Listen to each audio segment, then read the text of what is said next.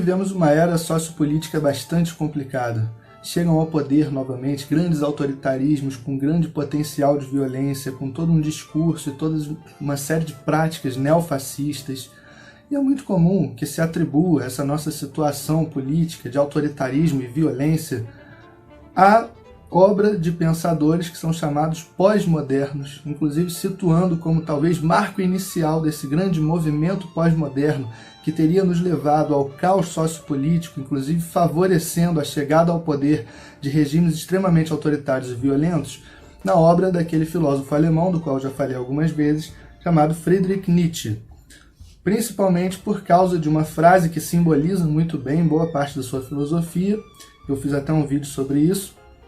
Mas essa frase que é: não há fatos, só há interpretações.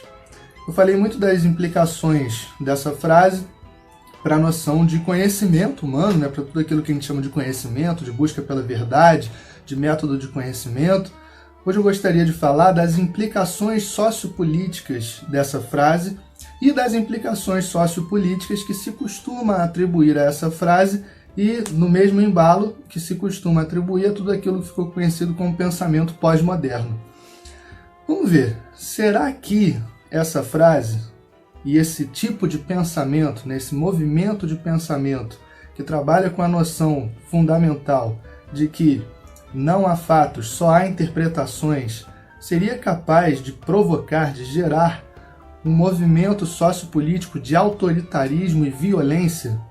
Grandes autoritarismos com grandes massas de apoiadores que parecem trazer consigo, carregar consigo um grande potencial de violência contra todos os outros que discordem, que destoem daquilo que eles acreditam que é a verdadeira forma de se viver e de se pensar?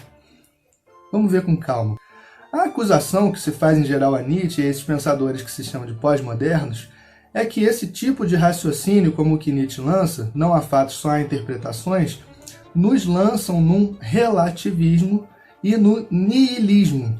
E que diante desse relativismo, na noção de que nós não temos critérios absolutos para saber o que é verdadeiro e o que é falso, o que é certo e o que é errado, e que, portanto, tudo é uma interpretação e que qualquer interpretação pode valer para qualquer coisa, é uma noção de relativismo, tudo é relativo. Então o cara pode estar falando o maior absurdo, pode estar trazendo o maior absurdo na sua interpretação, mas de repente, em certo contexto, de acordo com alguma coisa, aquilo pode ser válido sim. É o tipo de pensamento relativista. Não existe uma forma absoluta de se viver, não existe uma forma absoluta de se pensar. Existem formas relativas, locais, parciais, de acesso à realidade, de falar sobre esse acesso à realidade, de propor afirmações, de propor visões de mundo. São sempre mais ou menos relativos a um determinado contexto. A acusação é de que esse relativismo, ao nos deixar sem critérios absolutos para distinguir o que é verdadeiro e o que é falso, o que é certo e o que é errado, teria nos atirado numa situação total de caos sociopolítico, no qual tanto governantes com esse viés autoritário e violento chegam ao poder, essas figuras ultra-autoritárias e ultra-violentas chegam ao poder, e, ao mesmo tempo, as pessoas que não concordam com a chegada, porque tem uma massa de apoiadores, isso é fato, mas as pessoas que não concordam com essas grandes lideranças extremamente autoritárias e violentas, e infelizmente, inclusive emburrecidas, que chegam ao poder hoje em dia, os opositores a eles não teriam critérios para se organizar numa luta comum contra esses grandes líderes autoritários e violentos. Então isso seria culpa, né? Seria culpa do Nietzsche e dos pós-modernos, com essa noção de que não há fatos, só há interpretações. E além do relativismo, esse tipo de raciocínio de Nietzsche e dos chamados pós-modernos nos levaria ao niilismo. O que é o niilismo? É assumir existencialmente que não se tem nenhum grande fundamento que dê sentido absoluto à nossa existência. É assumir o próprio nada. Nihil é nada. Nihilismo é como se fosse, em bom português, assim, nadismo.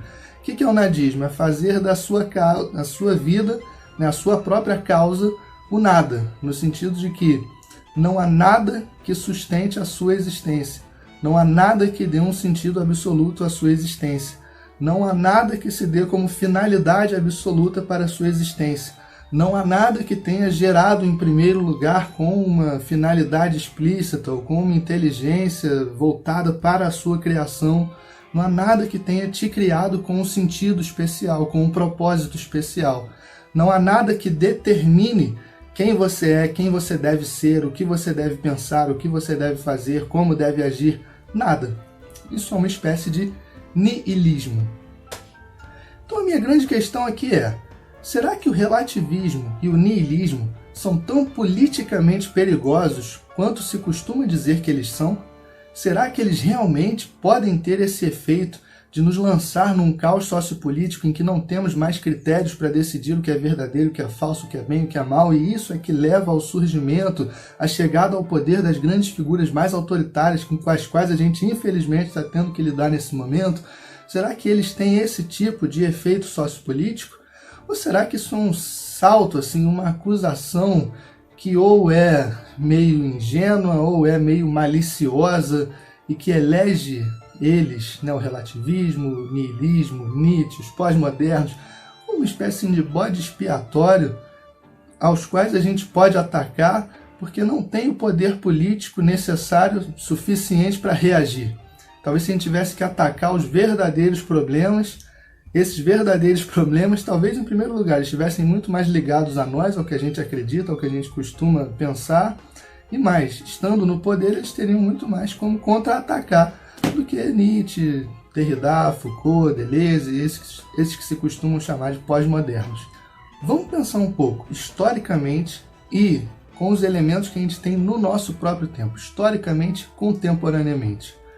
Os grandes regimes mais autoritários e violentos dos quais se tem notícia, eles se baseavam em relativismo, em relativizações, na crença de que sua própria visão de mundo é uma interpretação e que toda outra visão de mundo é apenas uma interpretação também, que inclusive pode estar correta em determinados contextos.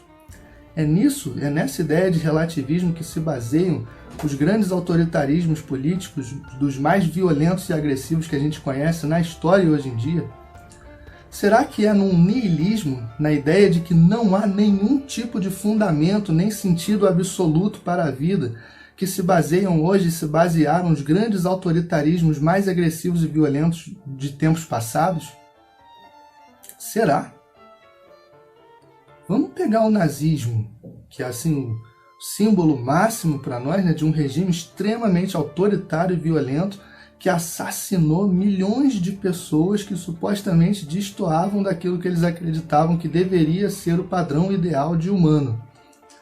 Será que, se você tivesse a oportunidade de conversar com Hitler, supondo que ele deixasse você conversar com ele, você conseguiria fazê-lo em algum momento, dar algum indício de que ele acha que a superioridade da raça ariana é apenas uma interpretação? Ou que essa superioridade da raça ariana não dá um fundamento absoluto para a vida dele, um sentido para a vida de todos aqueles apoiadores, toda aquela massa de apoiadores do nazismo, um sentido para a humanidade em geral? Hitler toma a superioridade da raça ariana como um fato absoluto, como uma verdade absoluta, como um fundamento absoluto que dá um sentido absoluto à existência da humanidade. O sentido da humanidade é trabalhar na purificação da raça para manter a pureza da raça ariana, inclusive exterminando todas aquelas consideradas raças muito impuras, escravizando todas aquelas pessoas que são consideradas de raças impuras, impedindo a mistura de raças entre pessoas para manter e sustentar a pureza da raça ariana, e se constrói todo um regime extremamente autoritário e violento em cima dessa crença num fato absoluto, num fundamento absoluto que dá um sentido absoluto à sua existência. Não há aí nenhum relativismo, nem pelo contrário.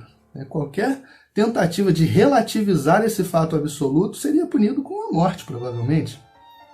Não há aí nenhum niilismo, não é sobre o nada, a partir do nada, que Hitler constrói, Hitler e seus apoiadores, a massa de apoiadores, que ninguém faz verão sozinho, nenhum ditador faz verão sozinho. Ele tem uma massa de apoiadores que acreditam que estão de posse de um fato, de uma verdade absoluta e que dão um sentido absoluto às suas vidas. Do outro lado do espectro político, vamos pegar Stalin.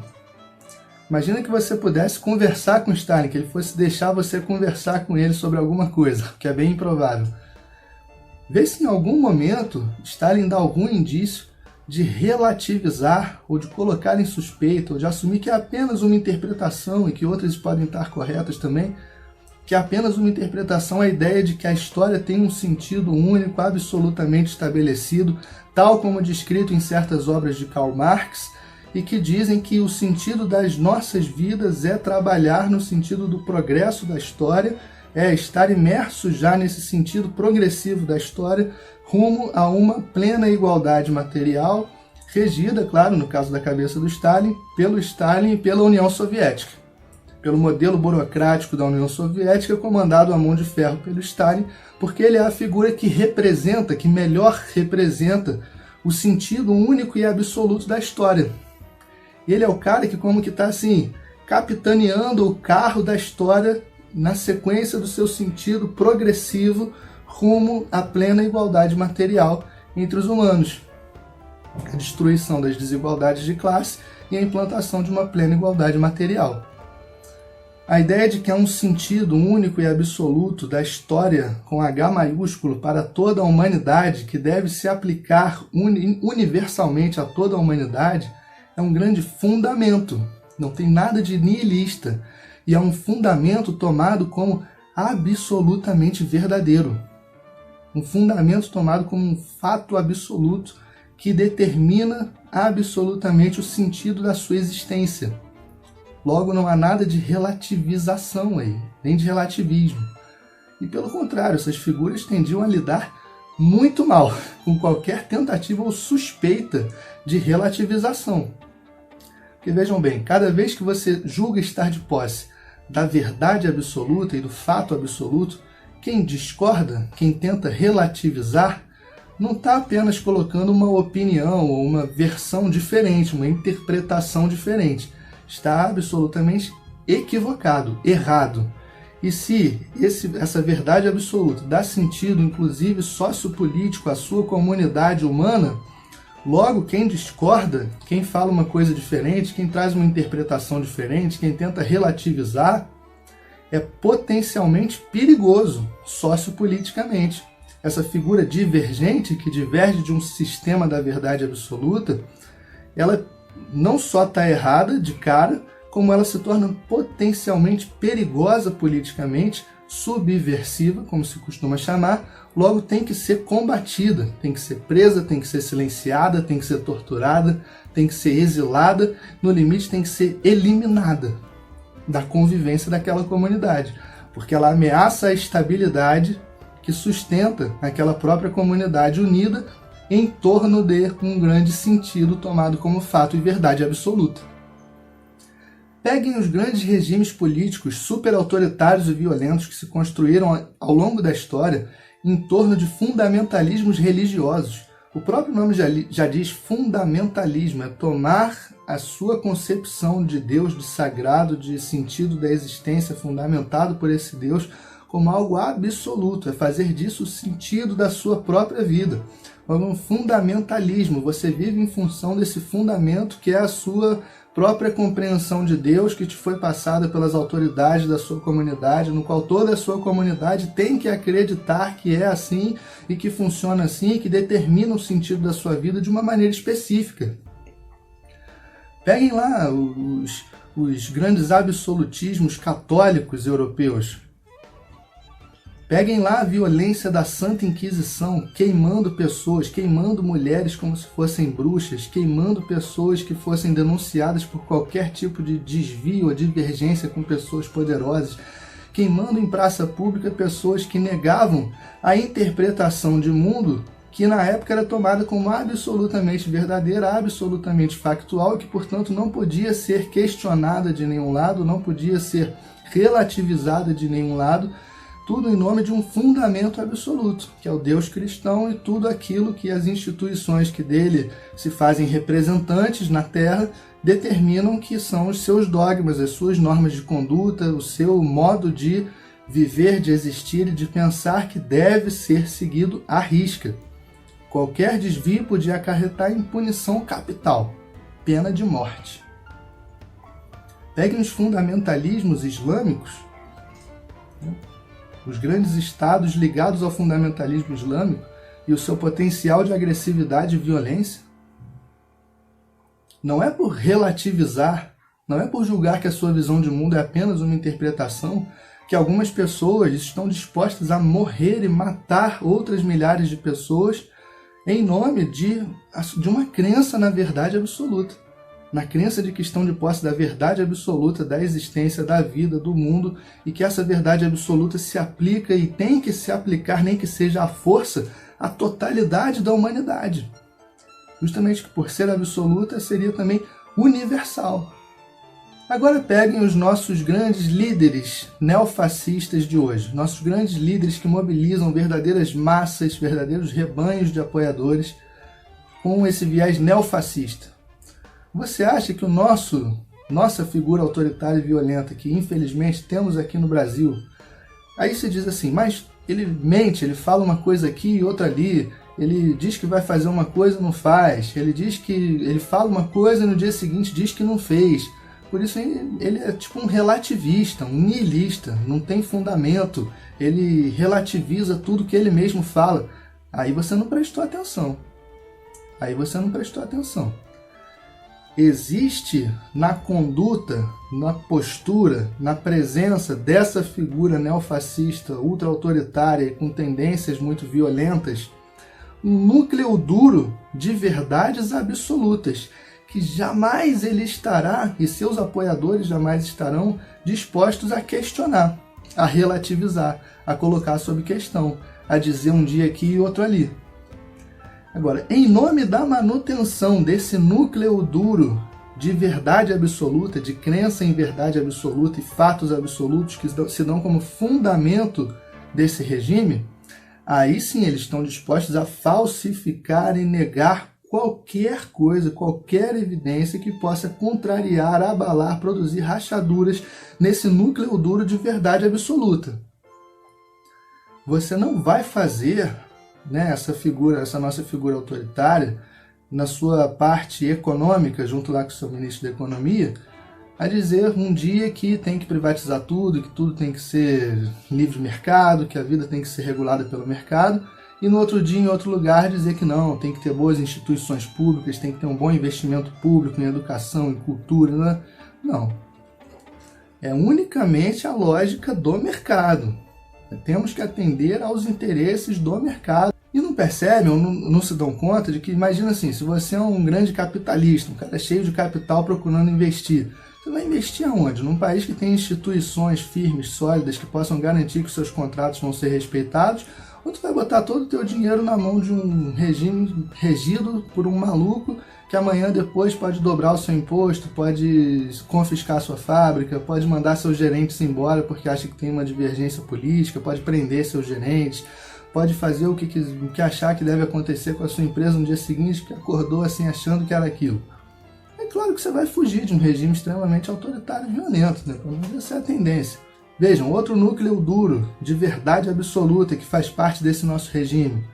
Jamais vai haver uma relativização, ou falar um dia aqui e outro ali, contra e a favor, tal, a noção fundamentalista religiosa que está arraigada nesse governo, ou na qual ele está enraizado.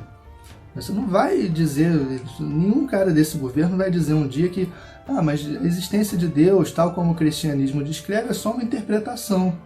Existem várias outras interpretações. Não, o slogan da campanha e do governo é Deus acima de tudo. Que Deus? É um orixá? É um Krishna, Vishnu, Shiva, Odin, Thor?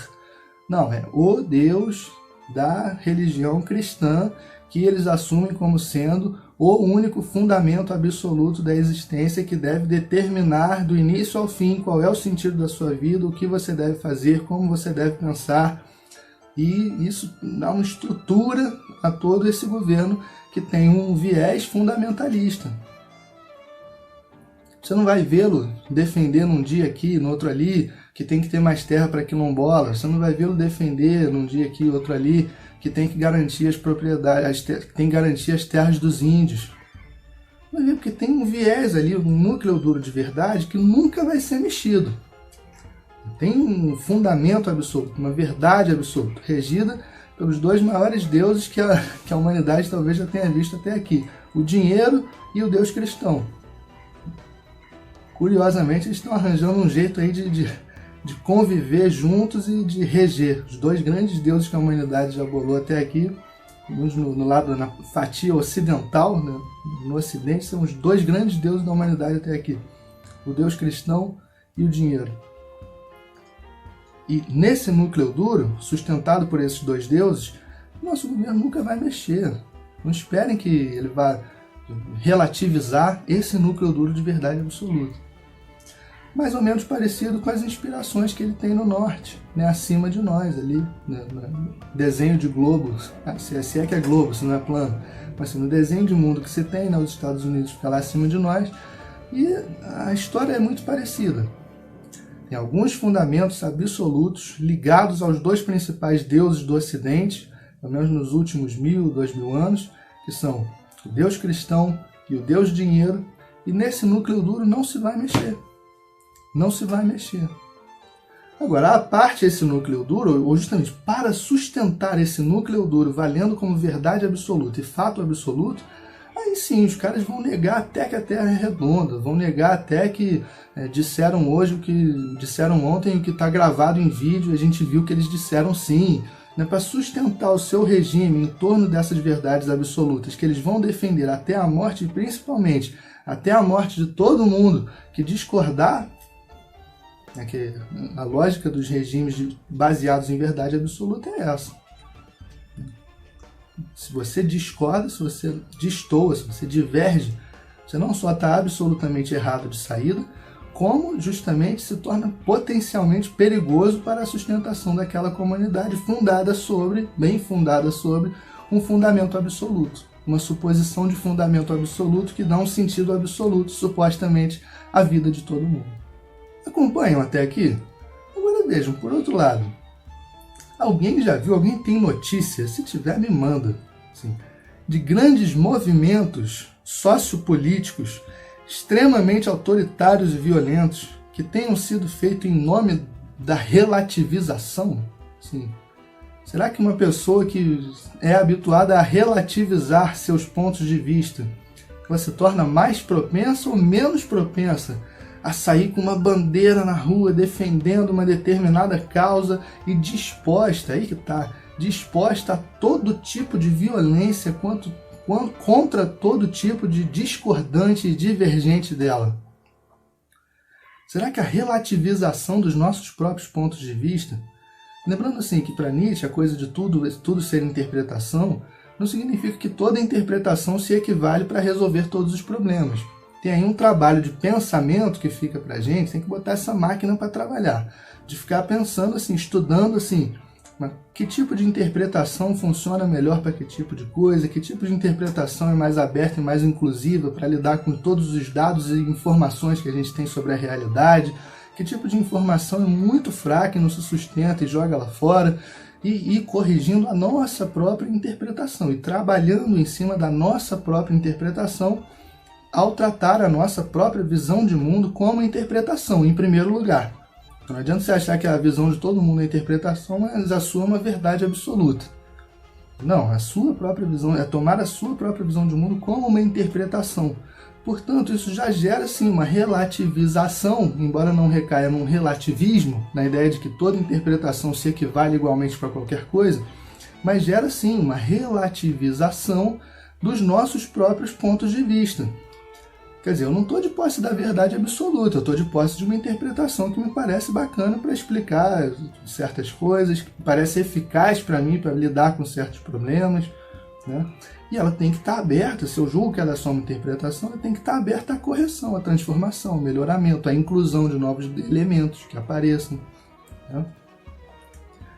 Então, uma certa relativização parece que nos torna menos propensos a defender uma determinada causa com tamanho fervor que nos leve, inclusive, às vias de fato e a querer mesmo, e estar disposto a eliminar uma boa metade da população mundial porque ela discorda daquilo que da nossa interpretação. Então faz muito sentido. A gente se torna muito menos propenso a querer, a fazer questão, não é querer, fazer questão que a totalidade da humanidade acredite na mesma coisa que a gente. A gente acaba entendendo, né? Tem uma coisa ali de contexto, de formação daquela pessoa, daquele grupo de pessoas, que nos levou a uma interpretação diferente, que eu até gostaria muitas vezes que eles acreditassem em certas coisas que eu também vejo que são interessantes. Mas sim, se não acreditam, tem um processo ali muito próprio, não sou eu com a minha voz ou com a minha força que vou interferir totalmente nesse processo. Posso lançar ideias por aí, ver quem é que está disposto a pegar, né? Posso lançar sementes por aí, ver quais que estão dispostos a cair num terreno fértil e florescer. Você se torna menos propenso a fazer questão que todo mundo acredite na mesma coisa que você. E vou lá converter toda a humanidade para ela acreditar na mesma coisa que eu. Muito menos. O mesmo eu tenho a dizer sobre o niilismo.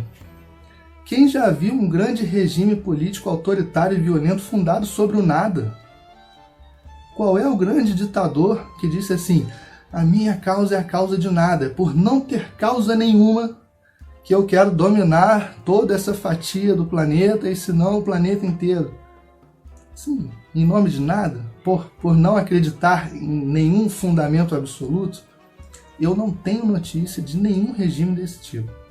E, mais uma vez, reafirmo, me parece, daqui de onde eu vejo, me parece que o assumir a nossa condição existencial de não ter fundamentos absolutos para a existência, de estarmos suspensos sobre o nada, de estarmos suspensos sobre o abismo, de existirmos suspensos sobre o nada e termos toda uma existência a criar para nós, a partir do que a gente vai vivendo na nossa lida com as circunstâncias e no nosso trabalho artístico de criação de um eu para nós, de criação de um ser para nós, de uma vida, de uma existência, de uma trajetória singular para nós, me parece que isso nos torna muito menos propensos, mais uma vez eu diria, a sair por aí querendo converter todo o universo, todo o mundo, todas as pessoas do mundo, à nossa própria visão de mundo. Me parece que nos torna muito menos propensos a lidar com violência contra quem discorda de nós.